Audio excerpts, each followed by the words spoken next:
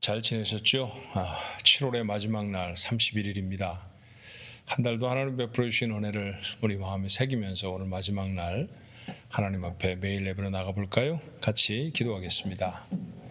은혜와 사랑이 많으신 하나님, 매일매일이 하나님의 은혜로 살았음을 7월의 마지막 날에도 고백합니다. 그러니 우리의 남은 날도 하나님이 함께 하실 것이라고 하는 거룩한 기대를 갖게 하시니 그 또한 감사합니다. 예배함으로 하나님 앞에 나아가는 것이 어떤 때에는 세상 여러 가지 일들의 우선순위가 밀려서 제대로 기억하지 못할 때도 많지만 저희들 중에 몇몇은 참 이 시간을 소중히 여기며 하나님 앞에 나아가 예배합니다. 우리가 더 많은 사람들이 하나님 앞에 나와 매일 예배하는 그런 거룩한 교회가 되어지도록 주님 도와주옵시고, 오늘 이 시간에 이 7월의 마지막 날에 매일 예배에 참여한 하나님의 사람들 가운데 하나님의 놀라우신 은혜와 복을 베풀어 주시옵소서. 예수님의 이름으로 간절히 기도하옵나이다. 아멘. 오늘 함께 부를 찬송은 290장입니다. 우리는 주님을 늘 배반하나. 우리 하나님 앞에 한번 찬송할까요?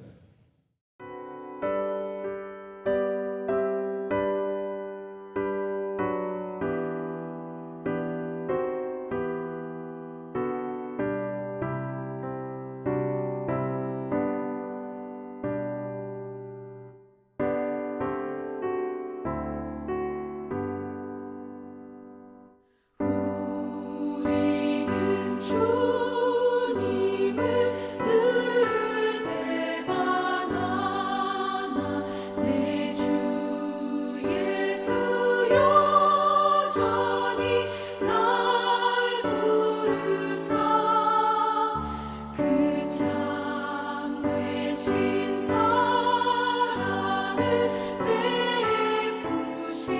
베푸시나니 내 형제여 주님을 못 따르라. 주 널 위해 비네 주 널 위해 비네 주 널 위해 비네 항상 미시네. 주께서 풍성한 은혜를 내려 내 영혼이 나날이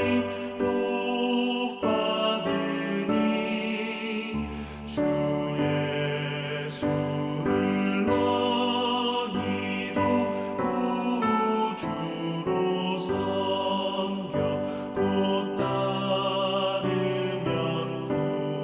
풍성한 복 받겠네. 주 널 위해 비네 주 널 위해 비네 주 널 위해 비네 항상 미시네.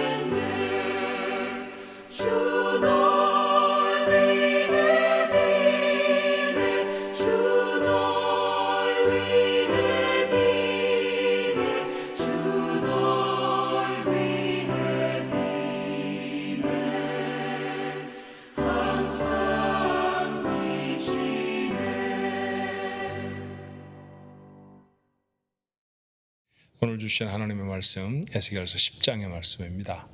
에스겔서 10장의 후반부의 말씀인데요. 9절부터 22절까지의 말씀을 우리 한 목소리로 같이 한번 읽어봅니다. 내가 보니 그룹들 곁에 네 바퀴가 있는데 이 그룹 곁에도 한 바퀴가 있고 저 그룹 곁에도 한 바퀴가 있으며 그 바퀴 모양은 황옥 같으며 그 모양은 넷이 꼭 같은데 마치 바퀴 안에 바퀴가 있는 것 같으며 그룹들이 나아갈 때에는 사방으로 몸을 돌리지 아니하고 나아가되 몸을 돌리지 아니하고 그 머리 향한 곳으로 나아가며 그 온 몸과 등과 손과 날개와 바퀴 곧 네 그룹의 바퀴의 둘레에 다 눈이 가득하더라. 내가 들으니 그 바퀴들을 도는 것이라 부르며 그룹들에게는 각기 네 면이 있는데 첫째 면은 그룹의 얼굴이요 둘째 면은 사람의 얼굴이요 셋째는 사자의 얼굴이요 넷째는 독수리의 얼굴이더라. 그룹들이 올라가니 그들은 내가 그발 강가에서 보던 생물이라. 그룹들이 나아갈 때에는 바퀴도 그 곁에서 나아가고 그룹들이 날개를 들고 땅에서 올라가려 할 때에도 바퀴가 그 곁을 떠나지 아니하며 그들이 서면 이들도 서고 그들이 올라가면 이들도 함께 올라가니 이는 생물의 영이 바퀴 가운데 있음이더라. 여호와의 영광이 성전 문지방을 떠나서 그룹들 위에 머무르니 그룹들이 날개를 들고 내 눈앞에 땅에서 올라가는데 그들이 나아갈 때에도 바퀴 곁에서 함께 하더라. 그들이 여호와의 전으로 들어가는 동문에 머물고 이스라엘 하나님의 영광이 그 위에 덮였더라. 그것은 내가 그발 강가에서 보던 이스라엘의 하나님 아래에 있던 생물이라. 그들이 그룹인 줄 내가 아니라 각기 내 얼굴과 내 날개가 있으며 날개 밑에는 사람의 손 형상이 있으니 그 얼굴의 형상은 내가 그발 강가에서 보던 얼굴이며 그 모양과 그 몸도 그러하며 각기 곧게 앞으로 가더라. 아멘. 에스겔이 본 환상이죠. 첫 번째 환상에서 나타났던 바퀴 또는 뭐 사람의 형상의 모양 또는 뭐 사자, 독수리 뭐 그런 것들의 형상으로 되어진 바퀴와 또 그 밖에 여러 가지 하나님의 영광을 상징하는 내용들을 그가 봅니다. 여러 번 등장하는 그룹이라는 말은 캐루핌이라는 히브리어를 우리말로 음역해 번역한 것인데요. 그것은 하나님의 성전에서 하나님을 호위하는 천사를 가리켜 말하는 특별한 어미한 아주 능력이 있는 그런 천사를 가리켜 말할 때 캐루핌, 그룹이라는 말로 사용을 하지요. 오늘 여기 있는 말씀들을 하나하나 다 이게 어떤 의미다, 뭐 바퀴가 무슨 의미고 그 다음에 거기 새겨져 있는 눈이 어떤 의미고 이렇게 말하는 건 적절하지 않을 것 같아요. 이유가 뭐냐 하면 각기 좀 해석이 분분할 수 있는 데다가 어떤 비유를 예수님이 아주 정확하게 설명해 가르쳐 주셨던 그런 것들도 있지만 이런 환상이 하나님이 설명하지 않으신 특별한 환상에 사람이 지나치게 설명을 덧붙이거나 해석을 하다 보면 원의와는 벗어날 수 있겠다라는 생각이 들어요. 통칭해서 생각해 보면 어떨까 하는 생각이 듭니다. 전체적으로 봤을 때 이건 무슨 의미일까요? 하나님이 대단히 거룩하게 임하셨다는 얘기고요. 하나님을 호위하는 하나님의 그 천사들이 곁에서 수종을 들고 있다라는 얘기인데 오늘 우리가 더 주목해 보아야 할 시점은 무엇이냐 하면 이것이 여호와의 영광이 성전을 떠나가기 직전의 모습이었다는 거죠. 우리가 이미 나누었던 말씀처럼 에스겔서 9장 3절에서부터 하나님의 영광이 움직이기 시작합니다. 그리고 이제는 그 성전에서 완전히 보좌로 옮겨가시려고 성전 문지방에서 잠깐 머뭇거리시는 성전을 다시 돌아보시는 그런 모습이죠. 하나님이 예루살렘을 심판하시기 전에 성전 안에 머무셨던 마지막 기록이에요. 어쩌면 내가 이 성을 심판할 것이다. 내가 이 성전을 다 무너뜨릴 것이다. 라고 하시며 하나님이 다시 한번 돌아보시는 것 아닌가 하는 그런 생각이 드는데 그렇다고 하면 사뭇 비장하지요. 이 내용은 그렇게 비장한 의미를 담습니다. 이스라엘 사람들이 가장 많이 모여 살던 곳이 예루살렘이었다고 하는 것은 그건 뭐 이견이 없을 거예요. 그러니 사람이 많이 사는 곳이니까 집도 많았겠죠. 많은 집들이 있었습니다. 예루살렘에 있었던 많은 집들 중에 가장 특별한 집 하나가 있다고 하면 뭘까요? 두말할 것도 없이 성전이죠. 몇 가지 이유에서 성전은 좀 특별합니다. 그 첫 번째 이유는 아무나 지을 수 있는 집이 아니에요. 사람이 사는 집은 솜씨 좋은 목수를 시킬 수도 있고 가족들이 다 달라붙어서 집을 지을 수도 있잖아요. 그런데 성전은 그렇게 아무에게나 짓도록 허락된 것이 아닙니다. 다윗이 하나님을 향한 은혜가 너무 풍성해서 하나님께 요청을 하지 않았었나요? 하나님, 제가 하나님 앞에 예배하는 하나님이 거하시는 하나님의 전을 짓고 싶습니다. 그때 하나님이 얼마나 기쁘셨을까요? 근데 다윗의 말에 거절하시죠. 아니다. 너는 전쟁을 많이 해서 내 손에 피를 묻혔으니까 성전을 지을 수 없다. 내 몸에 선한 자, 후에 우리는 그가 솔로몬이라고 하는 것을 압니다. 솔로몬이 지을 것이다. 그리고 솔로몬이 지어내죠. 아무나 지을 수 없는 집, 특별한 집 아닙니까?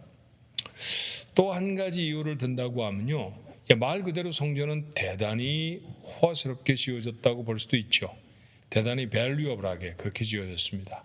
웬만한 기둥은 다 금으로 입혔고요. 보석도 상당히 많이 박혔고, 그리고 진귀한 돌들로 바닥을 깔았고요.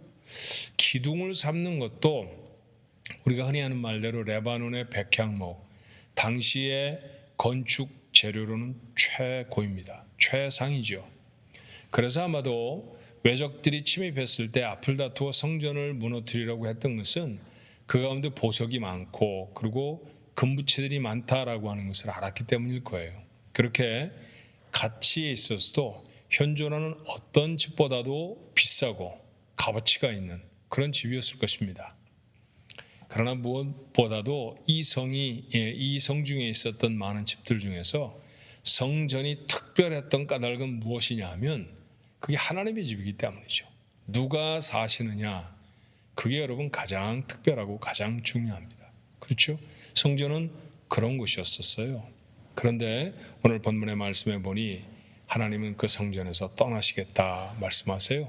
오늘 18절에 말씀하신 것처럼 여호와의 영광이 성전 문지방을 떠나서 그룹들 위에 머물렀다, 그렇게 말씀하시죠. 이제 이렇게 하나님의 영은 성전을 떠날 것입니다. 그 후에 비워진 성전은 무너질 것입니다. 하나님이 계시지 않으면 말씀에 든 것처럼 아무리 대단해 보이는 건축물도 아무것도 아닐 수 있다는 것이죠. 저는 오늘 이 말씀을 읽으며 제게 두려웠던 말 한마디를 우리 가족들과 함께 나누고 싶어요. 성경에 이런 말씀이 기록되어 있는 것을 여러분 아십니다. 고린도전서 6장 19절의 말씀이에요. 너희 몸은 너희가 하나님께로부터 받은 바 너희 가운데 계신 성령의 전인 줄 알지 못하느냐.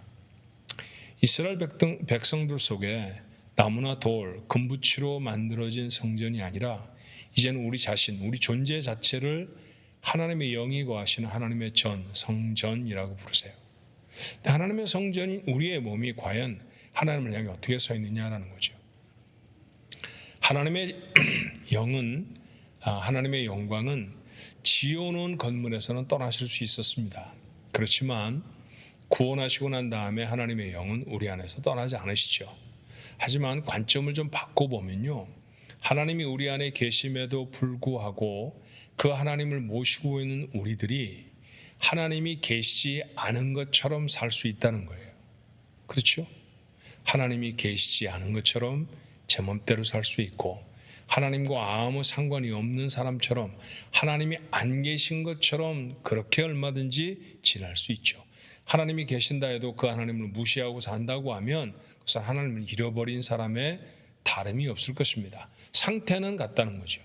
하나님이 여전히 그 가운데 계시지만 하나님이 계시지 않은 것처럼 살아간다고 하면 그 존재도 아무것도 아닐 수 있다는 얘기 아닐까요? 대단히 위험한 얘기입니다. 그렇게 하나님이 계시지만 하나님을 무시하거나 하나님이 계시지 않은 것처럼 살아가면 마치 하나님이 계실 때 지상에 있었던 어떤 건물보다도 견고하고 강했던 성전이 하나님이 떠나시고 난 다음에 아무것도 아닌 것처럼 무너지듯이 그렇게 무너질 수 있는 것이죠. 그렇게 우리는 문제를 만났을 때 넘어지고요, 그렇게 우리는 병을 만났을 때 쓰러집니다. 그렇게 우리는 우리의 삶에 담아두신 하나님의 놀라운 능력, 그것으로 이 땅을 살아가며 하나님의 주신 사명을 감당해야 되는데 그 사명도 감당하지 못한 채 살아가는 모습이 될 수 있죠. 그러니 우리 안에 계신 성령, 그 하나님을 날마다 확인하는 것이, 그 하나님의 임재를 의식하며 살아가는 것이 우리에게는 무엇보다도 중요하다는 사실을 기억해야 합니다. 우리 몸은 성령이 함께 계시는 하나님의 전입니다. 아침에 일어나 그렇게 확인하십시오. 그리고 하루를 살아가며 종종 여러분 자신들을 바라보며 내 안에 하나님이 계신다 선언할 수 있어야 합니다. 하루를 마치고 난 다음에 과연 하나님이 계시는 삶으로 내가 온전히 살았는가 점검할 수 있어야 해요. 한 가지를 조언해 드리고 싶습니다. 어떻게 하는 것이 하나님의 전으로 살아가는 것일까요? 바울은 우리에게 이렇게 권하죠. 로마서 12장 1절의 말씀에 그러므로 형제들아 내가 하나님의 모든 자비하심으로 너희를 권하노니 너희 몸을 하나님이 기뻐하시는 거룩한 산 제물로 드리라. 이는 너희의 드릴 영적 예배니라. 내 안에 하나님이 계시다고 하는 사실을 가장 극적으로 선언하고 표현하는 삶이 있다고 하면 예배자로 사는 것입니다. 예배는 우리의 존재를 규명하는 가장 소중한 일이죠. 교회를 다니면서 여러분이 가장 많이 듣게 되는 말은 예배하십시오라는 말입니다. 주일에 여러분을 만나고 싶어서가 아니고요. 더 많은 사람들이 모이면 기쁘고 즐겁기 때문만도 아닙니다. 그것은 바로 우리의 존재를 규명하는 것이기 때문이죠. 나는 누구입니까? 내 이름은 이런 이름일 수도 있고 저런 이름일 수도 있어요. 혹은 콜트에 내 이름을 변경하고 싶습니다라고 말하고 그 신청의 프로세싱을 밟으면 이름을 바꿀 수도 있죠. 어떤 때는 아버지가 할아버지가 되기도 하고요. 그 다음에 누군가의 아들이 누군가의 남편이 될 수도 있습니다. 그렇게 우리의 신분은 바뀌지만 영원히 바뀌지 않은 한 가지가 있다고 하면 구원 얻은 이후에 우리 천국에 가서까지 우리의 삶은 예배하는 자입니다. 예배하는 자로 살아간다는 것은 내 안에 계신 하나님이 나를 주장하십니다. 내 안에는 하나님이 계십니다 라고 하는 선언의 다름이 아니라는 거죠. 그래서 하루 중에 어떤 시간이라도 내어서 하나님 앞에 나아가 예배하는 이 매일 예배의 시간은 여러분의 삶에 너무나 중요한 행동입니다. 뿐만 아니라 우리가 직장 생활을 하거나 사람을 만나거나 하루를 살아가는 모든 과정을 통해서 그렇게 하나님 앞에 예배하는 자, 하나님의 영광을 나타내는 사람으로서 살아가야 한다라고 하는 자의식을 갖는 것, 그건 너무너무 중요한 일이죠. 그 깨달음이 있을 때 우리는 세상에 누구보다 존귀할 수 있습니다. 그 깨달음이 여러분에게 분명하면 분명할수록 우리는 강한 몸을 가질 것입니다. 그런 강한 몸이 우리 가족들 모두의 몸이 되시기를 주님의 이름으로 축원합니다. 기도하겠습니다. 때때로 저희가 무너지고 쓰러집니다. 저희가 의지가 무너질 때도 있고요. 건강이 부서져 버릴 때도 있습니다. 왜 그럴까? 바이러스 때문일까요? 우리가 워낙 약한 마음을 가지고 있기 때문입니까? 어쩌면 하나님이 내 안에 계시다라고 하는 의식이 명료하지 않아서는 아니었을까요? 하나님을 잃어버린 성전은 더 이상 아무것도 아니었습니다. 그저 바벨론의 말 발굽 아래 무너지고 불타버리고 그 가운데 있는 것들이 다 벗겨져 나갈 수밖에 없는 그런 초라한 건물이었죠. 주님, 우리가 이 세상을 살아가면서도 하나님을 잊고 살아가면, 아니 우리 안에 계신 하나님을 무시하며 살아가면 그런 연약한 자가 될 수 있다는 사실을 잊지 않게 하옵소서. 죄를 이겨야 되는 까닭은 하나님이 우리에게 명령하신 것이지만 또 다른 면에서 죄를 미워하고 싫어 버려야 그래야 우리가 강해지기 때문입니다. 우리 안에 하나님이 분명하실 때 우리는 최고의 인생을 살아갈 줄 압니다. 그 최고의 인생 오늘 우리의 마음에 예배로 담아봅니다. 이제 며칠이면 돌아올 주일의 예배에 우리 가족들이 기쁜 마음으로 올라서게 하옵시고 뿐만 아니라 우리의 매일매일의 예배가 하나님의 기름 부으심을 얻게 하여 주옵시며 우리의 삶의 모든 정황을 통해서 하나님 앞에 영광을 돌리려고 하는 예배자가 되게 하옵소서. 예배자, 문제를 이길 것입니다. 연약함을 극복할 것입니다. 하나님의 영광을 드러내는 존귀한 자로 서게 될 것입니다. 우리 가족의 이름이 되게 하옵소서. 예수님의 이름으로 간절히 기도하옵나이다. 아멘.